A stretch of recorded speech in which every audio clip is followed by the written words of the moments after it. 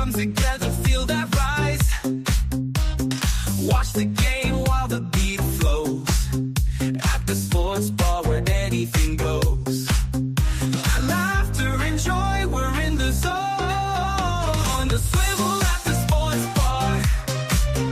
Cheering loud, feeling like a star. Good times, laughter and every score. On the swivel, come back for more.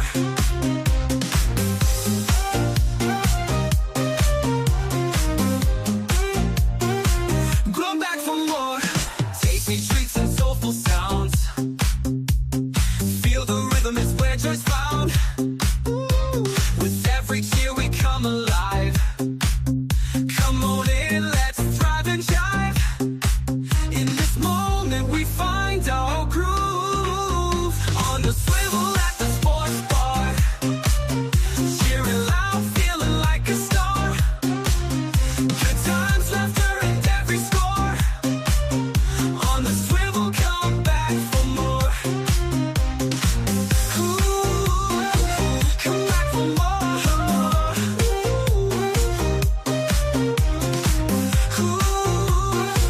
Come back for more. Tasty treats and soulful sounds. Feel the rhythm, it's where joy's found. With every cheer we come alive. Come on in, let's thrive and jive. In this moment we find our groove. On the swivel at the sports bar. Cheering loud, feeling like a star. Good times, laughter and every score. On the swivel, come back for more. Swing on by, don't miss the fun. At the sports bar, the best begun. Come back for more. Come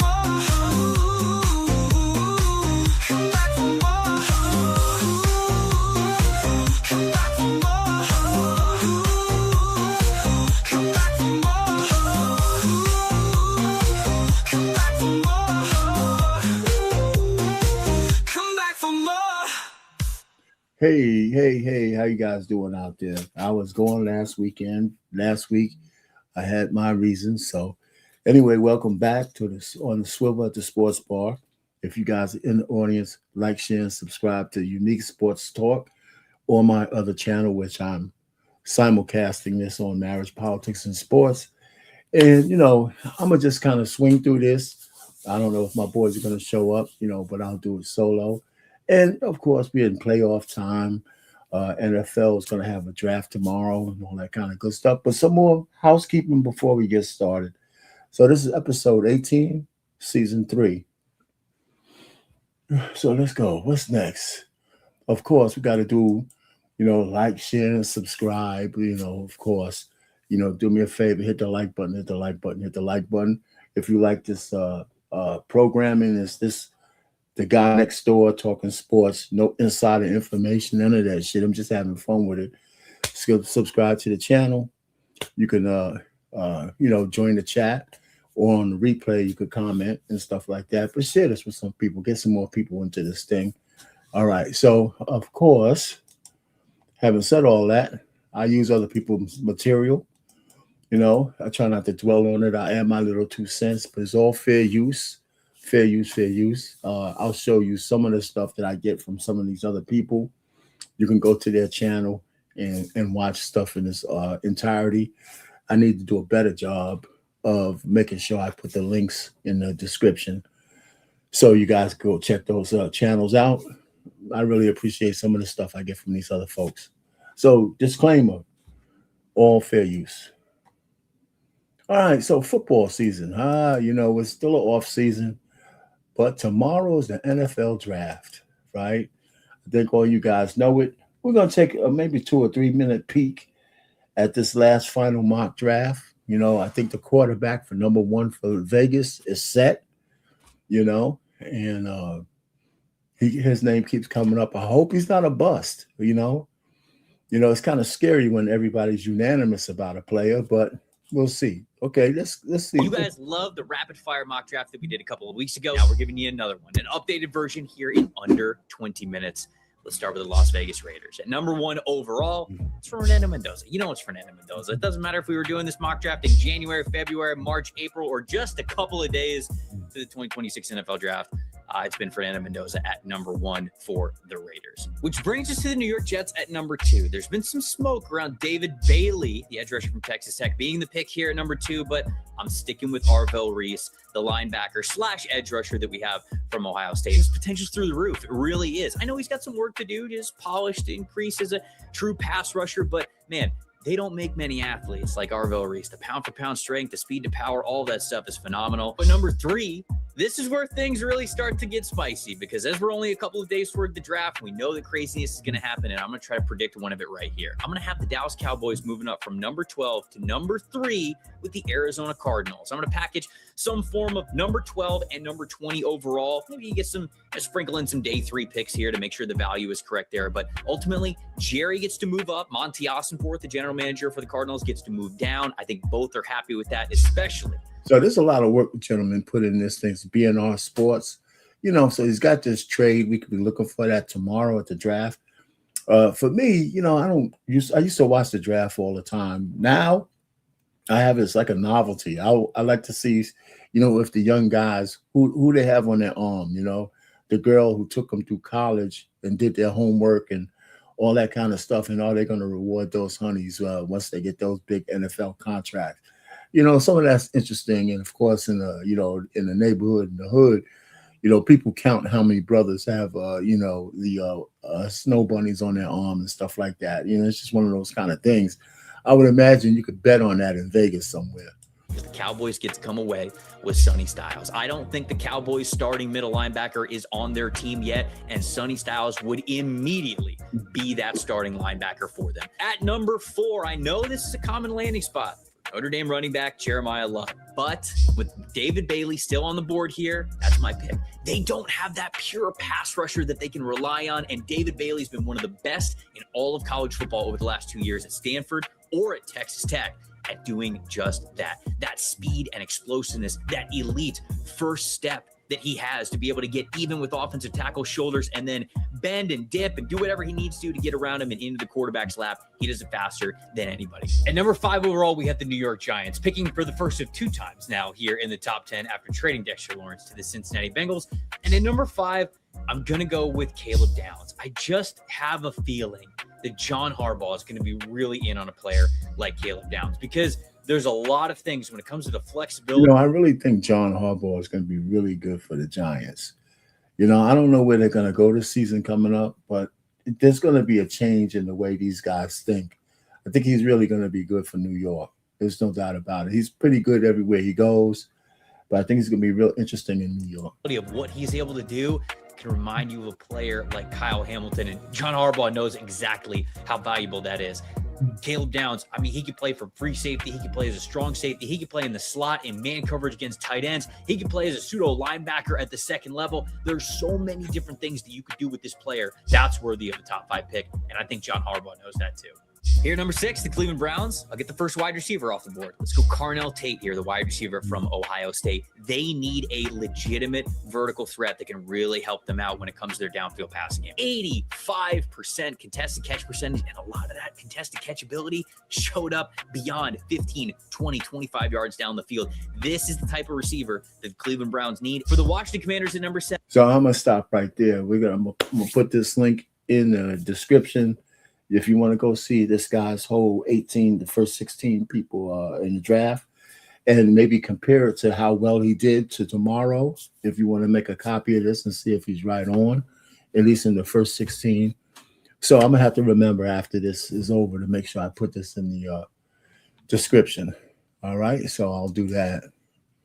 All right, so that's the NFL, so we weren't going to dwell on it. So we're at the National Basketball Association. And, of course, we know that the playoffs have begun. And here we are, okay? Here we are at the playoffs, okay? And you could just look at the Thunder, have a game tonight, I believe. So do the Pistons. The Lakers are up 2-0 without Luka and without Reeves. So their bench players are playing really well. LeBron is, of course, drinking out of the fountain of youth. And okay, so you guys have a question. If they won 2 games, if they win the third game in Houston and they're up 3-0, do you even bring Luca back or Reeves back if they can go at all? You just wait for the second round. Or do you keep trying to milk it until these guys are as good as they can be? As long as you can win without them, keep their asses on the bench so they can have maximum recovery. I don't know if I think both of them are expected to come back, at some point. But every game the Lakers win, there's one less game that these guys have to rush back. So that's that. And by the way, Luca's going through some stuff. His girl with the 2 kids now, I believe. His girl from high school, 17 years old, I believe they're splitting up. I think they were engaged. That's over, whatever. For whatever reason, you're 2 kids deep. Everything else really sounds stupid to me. You know what I'm saying?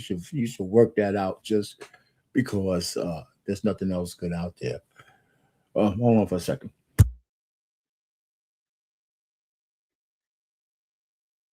Then I do have a question about the Nuggets and the Wolves, the Spurs, the Knicks, and the Celtics coming up later on.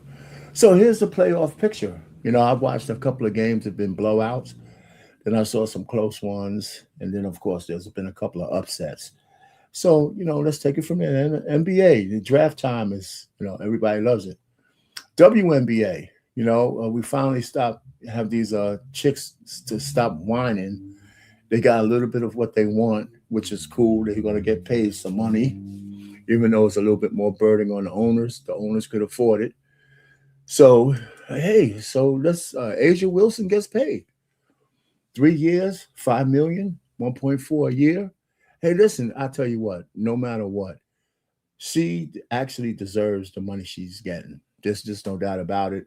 She's been carrying the league from a professional, from a skill standpoint for a very long time. And now she's getting rewarded. Okay. And maybe it's the Bam Adebayo effect.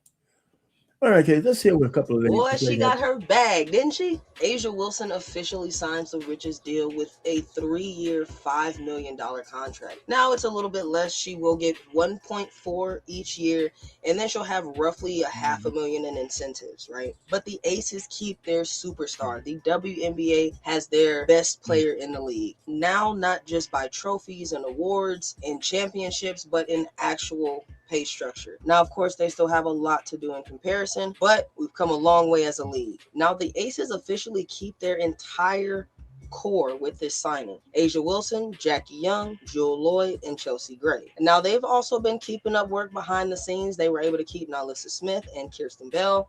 And remember, they get those 2 developmental slots. And I would say they did pretty well keeping their signings well-rounded. We see a lot of heavy-loaded teams right now in the big or the guard position, but the Aces did pretty well in both. They signed Dana Evans, keeping her as a backup guard, as well as picking up Kennedy Carter. Now, that is quite the pickup, especially coming off your bench. We know she can cook the best of defenders. And now she's going to go in potentially against a second or third string. This would be a wild pickup for the Aces. Now, she is on a training camp contract, literally saying out loud they're making sure she's a good fit for the team, as well as nothing crazy going on in the locker room. This is I mean, just the fact that she has to say that is enough to say, yeah, there could be some craziness going on in the locker room.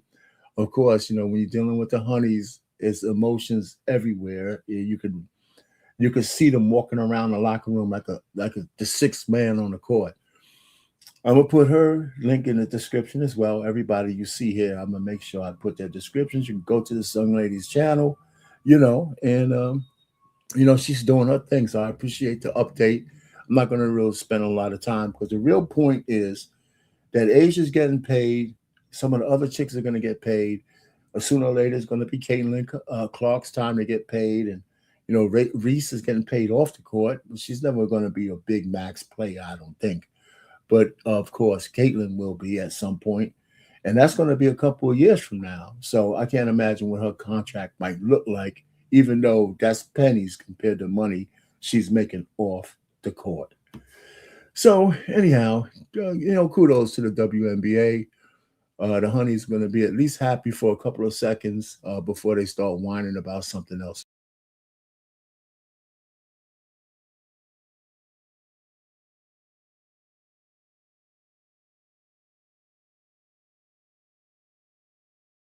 There I go. Yeah, just a little technical difficulties, and we'll be back on just like I said we would. All right, here we go. All right. Hockey. Okay, so here's the hockey playoffs. They're in full swing, just like basketball. You know, I used to watch hockey a lot since I'm from New York. The Rangers was the team. The Islanders, I used to go to a lot of their games in the past, and that was so long ago. But anyway, so here's the playoffs. So they're in full swing for you hockey fans. You know, I'll keep track of this. I mean, of course, in the playoffs, everything gets a little bit more interesting. You know, so we're gonna just track it. You know, and anybody have a comment, you can just throw it into the chat about what you think about hockey and all that kind of good stuff. So I was just gonna breeze through this information anyway, but I thought I'd just track it. So we're really, like I said, this is gonna be a short show. So what other sports banter? This is really not sports, but you know, since we have a whole bunch of traveling men, you know, they're fooling around with a lot of ladies, and all you other guys out there, if you're traveling to go to games, there's 6 states out there that you got to be. I think it's 7 states out there, 6 or 7, whatever. 1, 2, 3, 4, 5, 6. That you got to be careful because you don't want to be messing with nobody's wife. And if you're a gold digging chick or you're just one of those trying to 304s, you can't be messing with nobody's husband because there are states what they call a home wrecker lawsuits. And those things are alive and well. And North Carolina is leading the field. Matter of fact, I think there's a past representative of the United States getting sued for breaking a family up. And I don't know where that suit is going to be, but it's ongoing right now. I think this is some of the most ridiculous shit I've ever seen in my life. You stand before God, you give your vow, you understand to honor and cherish, you understand in sickness and in health, until death do you part. And meanwhile, you slip sliding and getting your freak on elsewhere. We're going to have an open and honest discussion right now. We're going to touch on this subject. And all the men out there, all the women out there, this is applicable to everybody. You're married or you're single. You understand what I'm saying? You're celibate or you getting loose. You getting your freak on. It don't matter. This is applicable to everybody. And it's important that you know that. Because it's based off of an article that I saw yesterday in the Wall Street. I tell you, Stephen A. Smith didn't know this before. He's crazy. Who didn't know that there's some states that you can get sued for breaking up a marriage? And the reason why I put this on the sports show is because Stephen A. Smith used to be sports, right? He's going to be running for president, by the way. And that's going to just make things lively in a few years. But, you know, and he might even have a shot because for some reason Americans have a porch, you know, what's it called? A portion for celebrities, right? That's our royalty is celebrities. Journal. And an article was entitled The Home Wrecker Lawsuits Rockin' North Carolina. And essentially it talks about how a few states still allow a spouse to sue a home wrecker, quote unquote home wrecker, for breaking the marriage. I think this is some of the most ridiculous shit I've ever seen. Well, actually, it's not ridiculous. It's not ridiculous. I'm surprised there's only 6 or 7 states that allow it, but it's not ridiculous. It really isn't. Because we understand the damages that divorce can do, especially to men, but to women, to the children, to all that kind of stuff. And, you know, why do you punish the cheater, the person on the outside, especially if that person on the outside was aware that the person was already married? You know, saying they're willfully, you know, pulling that person away from their obligation So I can see the merits of a thing like this in my life. It really, really is. But it's real because it's the law in several of those states. I think this is some of. Well, listen, man, Stephen A., you're on your own, man. Don't mess with no married women in those states. Just keep your shit in your pants then if you can't control yourself, brother, because you got a whole lot of money and somebody will sue the pants off of you. And they might win because you might have a few enemies. Anyway, so what's next? All right. The cost of kids' sports, going broke for hope. There's a lot of parents who live vicariously through their children, forcing them into sports and all that kind of stuff. Yeah, how are you? Final touch, what's going on? Anyway, so I'm just here rubbing at the jibs. Welcome aboard. Anyway, listen, there's a lot of parents out there living vicariously through their children. And there's a cost to that. And matter of fact, there's a cost not only in money, but depending on the aptitude or the willingness of that child to want to actually do what you're forcing them to do, to try to live vicariously through the achievements of your children, there could be a big problem with that. So this one guy, he put something together to talk about it. So we'll, like I said, I'm gonna put his link in the description, and let's just hear a little bit about what he has to say. Every weekend, millions of dollars flow through these fields. But it's not just hot dogs and popcorn sales. These fields are actually a small part of a $40 billion illusion, one that has convinced 11% of parents to bet everything they have on their kid making it to the league. But after spending 6 figures on their kid's athletic career, it rarely works out. So the question is, why do parents keep paying these insane costs knowing it's not going to work? And is Wall Street actually to blame for all of this? No, Wall Street is not to blame for it. We can't shift the blame from people actually doing something, even though the dream is being sold to them. It's not up to Wall Street to make sure you keep your feet on the ground when you're looking at the clouds.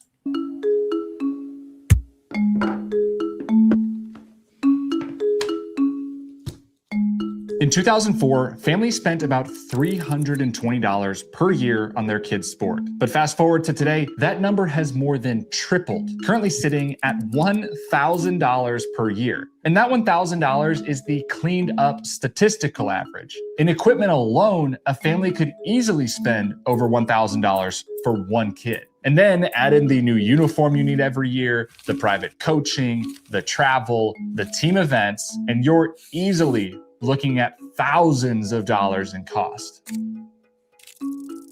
But beyond the actual dollars coming out of their pockets, parents are also paying in other ways. Because when your calendar looks like this, you're giving up massive opportunity costs because you're having to spend all of your time driving to and from practice. Some studies even show that the average parent spends almost 3.5 hours per day tending to their child's sports program, which is this is a good thing, but if you have children, right, you're married and you have children that you have high hopes for, tell me what a better investment, what's the investment you should have when you have children? I mean, they should be well-rounded.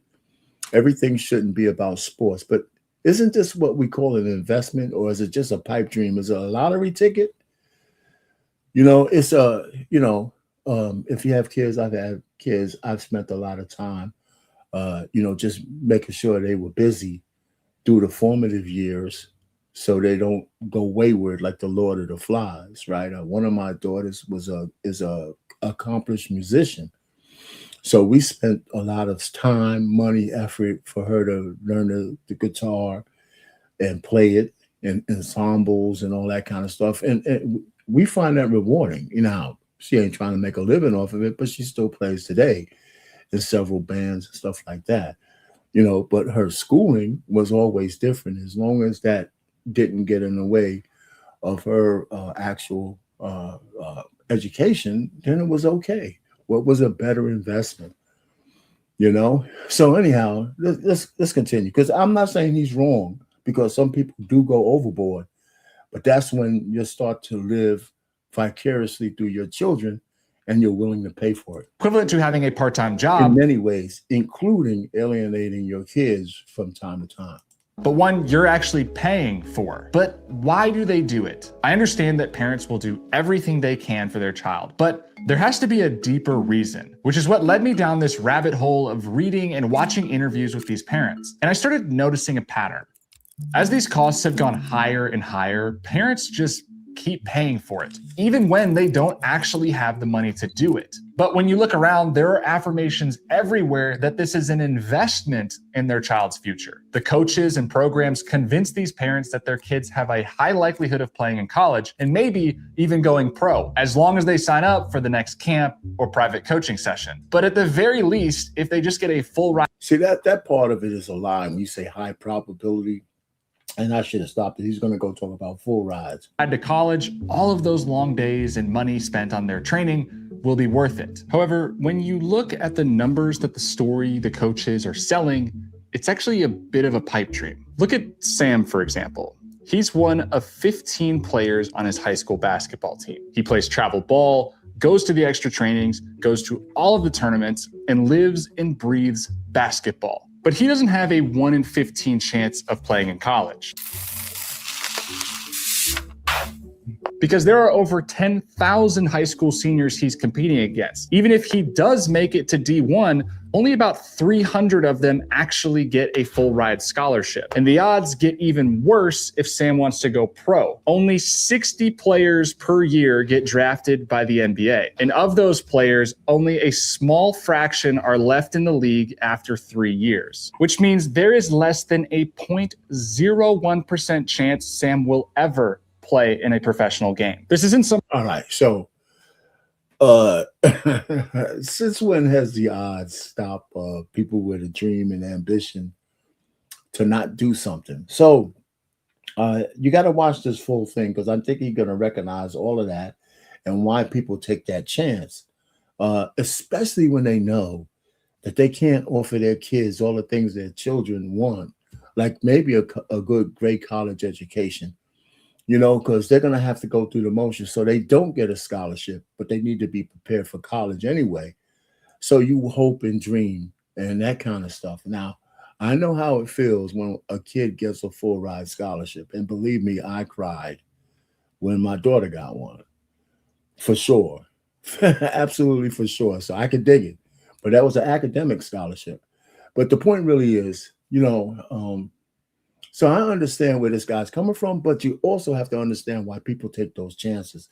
And sometimes those chances are too much, but not because they spent too much money, because sometimes they break the kids that's under their purview with continually pushing them, especially if the kid or child, I should say, doesn't actually want to do what the parent is pushing them for. So go check this guy's stuff out.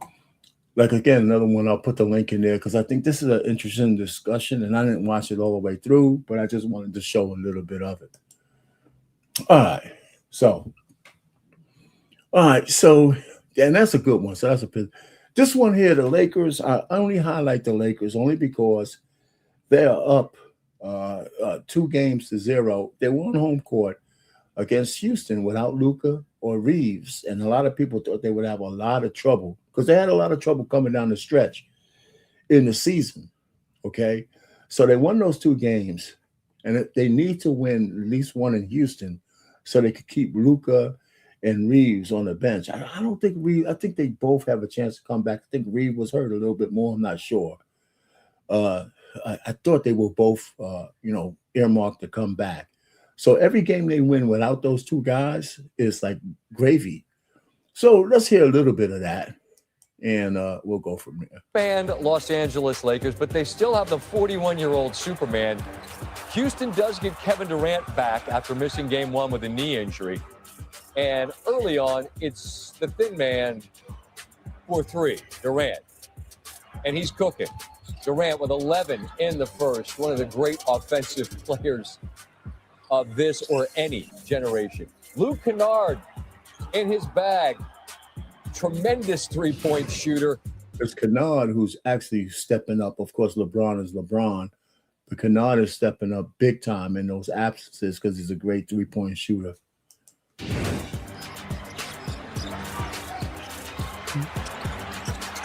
LeBron James knocks down the three. The lead's 13. It's a 13-point lead.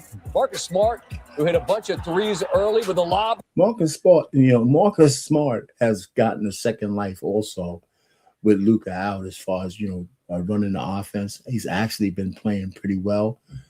He's been around for a while, and he's looking pretty decent. Can he carry these guys to a Western Conference championship? Well, we'll see. They still got to win one in Houston. They don't mention Luka. He's there, so Luka's up, so he's there, and we hope that he could be back, and Reeves could get back. Now they're going to have to move them back into the rotation once they get back, but they'll be already trying to piggyback off the momentum they already have. So I just wanted to highlight the Lakers, and I got some questions on basketball coming up in a little bit. All right, so I just wanted to show that. And, of course, who isn't Stephen A. Smith fighting with these days? Who isn't he fighting with? I mean, he's fighting he's in a battle with everybody, right? Stephen A. Smith against Jasmine Crockett. Stephen A. Smith against Jason Whitlock. Stephen A. Smith against the light-skinned guy from All the Smoke. Forgot his name, just skipped me for some reason. Stephen A. Smith against Charles Barkley. Stephen A. Smith against the Democrats. Stephen A. Smith against Donald Trump. I mean, the guy is I guess when your life is talking and passing judgment on people, there's no way you're not going to get into everyday battles. Now, this is just a small a snippet of Stephen A. Smith and Charles Barkley at odds because LeBron James is on a golf course, okay? Unfortunately, there's a race thing with a couple of white guys, and he's talking about moving the Grizzlies out of Memphis without really thinking that the only thing Memphis has is the Grizzlies. And Memphis being a 68% black city, you take the Grizzlies and the money that the Grizzlies bring into that city out, then what next? So that's where Stephen A. was coming from.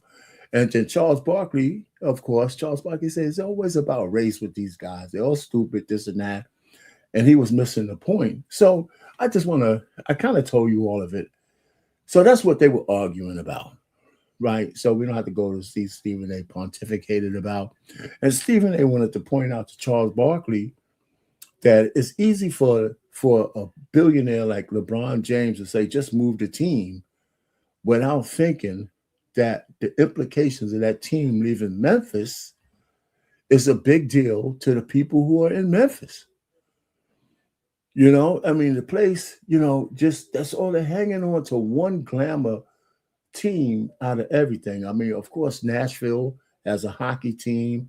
Nashville is probably going to get, they got WNBA. They got all kinds of shit going on in Nashville, right?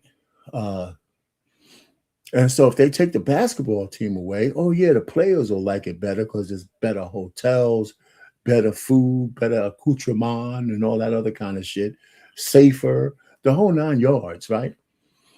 But then now Memphis goes into more of a quote unquote bad place than it is, right? Because they don't have their tax base gets disrupted. And Stephen A. Smith was just trying to point that out, and Charles Barkley, it just went completely over his head because sometimes he could be an asshole, like most of us, So anyway, that was the argument. Of course, these guys are not enemies. They talk and converse all the time. And Stephen A. Smith always spends 10 minutes about how much he loves somebody before he says, but I got to say this, that kind of shit. So that's what that was about.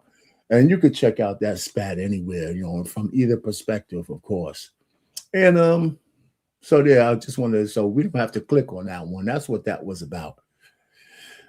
So like I said, I tell you this, I'm in this sports show, we try to turn over all the rocks. I have some others I just left on the table. Like last week I was out and going through, some chest shit, congestion, and all that kind of stuff. So I want to say I want to limit the amount I'm talking, but that's not true, right? I'm rattling off at the jibs. So anyway, so what's next? All right. And this is my girl here, Mona Kimura. And now some people have seen her before. I don't know if I'm going to get some kind of strike for showing this shit, but I'm going to show it anyway. She has a unique kickboxing style. Plus, she's a good boxer. So here's her style, and she just dominates the way she fights. So we're going to say just a couple of minute clip of this one. So 脚光を浴びるリアルチュンリーが初の K1 のリングにそれが面白いですよね。本当に僕の前蹴りからの左ストレートがあると相手これです伸びてきます。そして中段、ぜひ応援させていただきたいです。さあこのギャルです。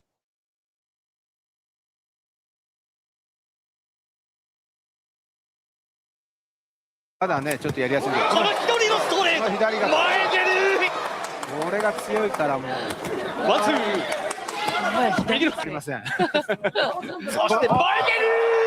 これはやはりこの前蹴り百列脚でバズったのは事実だけれども。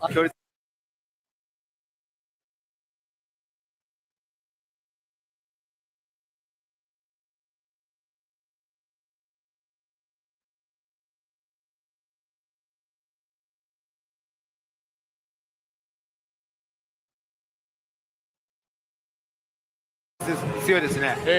強いです。しかもすごいよね。さあジャブ、さあ左ストレート。そしてこれまでの戦いでは右左左右来た、一気に来た。ところを狙っていきました。木村ボナ前足に対して2段からバックスピン。この前蹴りはジャブリです。左ストレート、木村ボナ前蹴り顔面ヒットの今度はパンチのジャブ、そして中段撃で上段ですよね。右左ストレートように片足を地面に着地させた状態。ここはやっぱそれは一発はもうしょうがないと思って入らないと本当ヘビー、シンプルにまっすぐ来ましたが上下ワンツー来た木村モナ。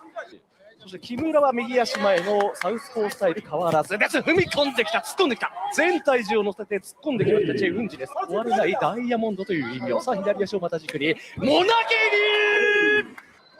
本当体幹が強いですよね。モナ蹴り入れさせますね。踏み込んできて左のフック、オーバーハンドからまた左にチェ・ウンジ。ここで左フックしています。いなしています木村。左右ストレート。今のナイス、今ちょっと効きましたね。チャンス。ここはノーモーションからのストレート、モナです。木村モナ。ワンツーストレート、ボディ。本当ね、この左ストレート、左。さあここはかわします。左チェ・ウンジ、左ストレートチェ・ウンジです。残り間もの10秒。左のフック踏み込んでチェ・ウンジ、右ストレート。左右振ってきましたチェ・ウンジ。最後は上段へ。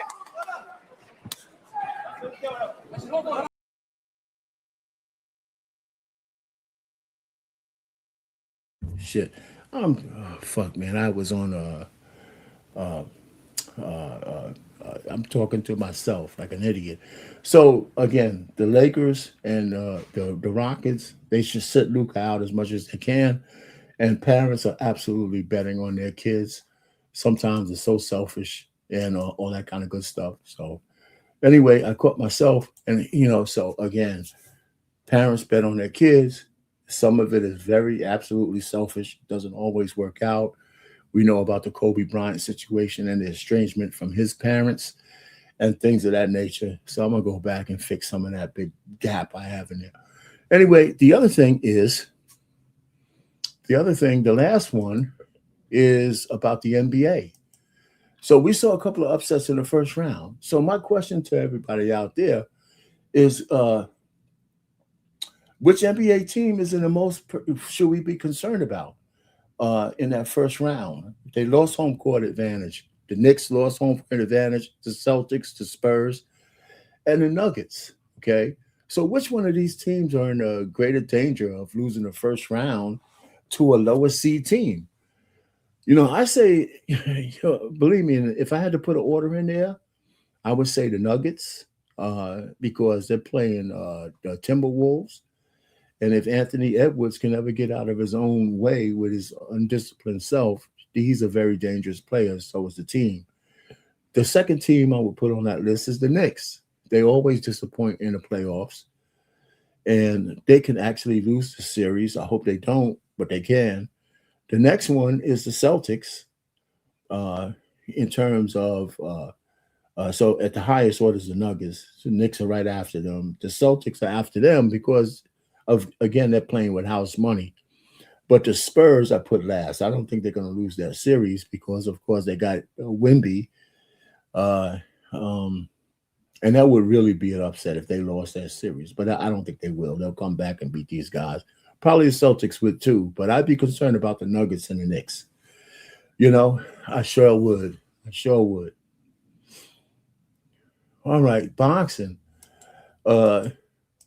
David Morrell, not Worrell, and Smith were supposed to fight. That fight was canceled because Smith somehow miraculously got hurt. Naoya Inoue, one of the greatest fighters in Japan, is fighting on May 2nd for a bantamweight championship. I'm going to try to see if I can get to see that one. David Benavidez on the same night, different place, different venue, but on the same night, he's fighting, and he's absolutely, nobody wants to fight David Benavidez. I mean, Canelo couldn't duck this man far enough. He just couldn't duck him. He just thought the money wasn't worth it to get the ass beating he was going to get from David Benavidez. But so Benavidez has to make his own way, and sooner or later, that he won't be denied the real big paydays. But nobody wants to fight this brother because he's just absolutely deadly in the ring. Okay, and then Bivol fights this guy Eifert again on May 30th. Now there's a couple of other fights in there. These are the names that I recognize. There was a few others that I recognize, but I just put these out there because these are the ones I might try to catch. Not pay-per-view, because I don't do pay-per-view, but after the fight's over, you can get it right on YouTube and see what the best parts of these fights are. If you're boxing, the thing wrong with boxing is that the great fighters don't fight each other. And that's because of promoters, and it's just stupid. If you got a loss, you're no longer any good. That's just so stupid. The best fighters should start fighting, and they just need a promoter to come in like Dana White and just start making guys fight the best contenders all the time. So we can have, sometimes we had, like, remember those three, Muhammad Ali and Frazier had 3 great fights. Not just one, not just 2, but the Thriller in Manila was an absolute crazy fight. They both took everything else. They took everything out of each other in that fight. You know what I'm saying? So those 3 fights. So let me just tell you, this whole, if you have one loss, you're no longer any good. That's just bullshit. It really is. And so the promoters have ruined boxing, and guys like Floyd Mayweather, who would duck a fighter because of his style and all that kind of stuff until he's sure that the guy's best years are after gone, then he'll fight the guy. So anyway, so that's boxing. So I wanted to get through this. Whoever's out in the audience, thanks. Hey, could tell you how you doing. Yeah, you're not late. That's fine. You're right on time. Anytime you show up, I appreciate it. Like I said, I was off last week. I'm still kind of under the weather this week. And this is a short show. So I was planning on this being short anyway. So thanks for stopping by. So what do I have here? So just want people to hit the like button, share this. And I'm building the audience. A couple of my guys were off and out today, so I wanted to get this one in. Didn't want to miss more than 1 week.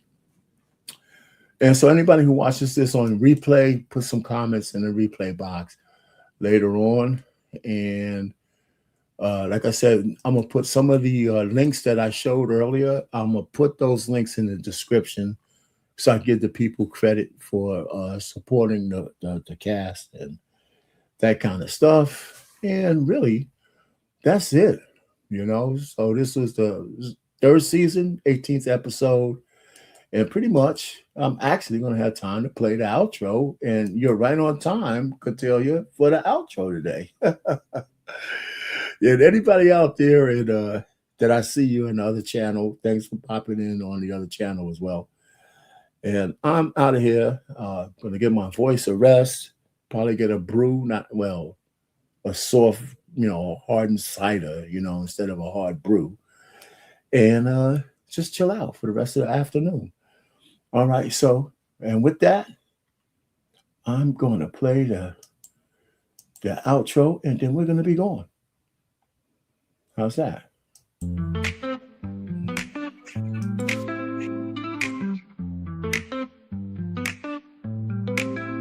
Grab your friends, it's time to play. Join the fun, we're here all day. Watch the game with drinks in hand.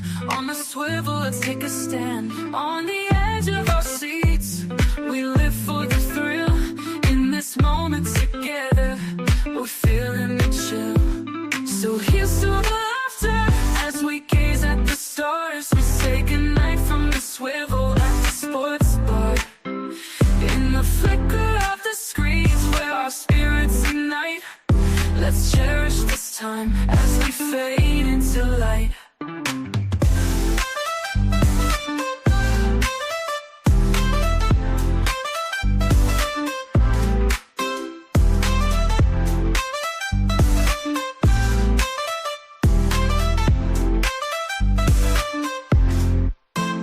Tasty bites and big screen thrills. Every moment gives you chills. High fives and cheers, it's quite a sight. Join the crowd, it feels so right. As the game goes on, our hearts beat as one.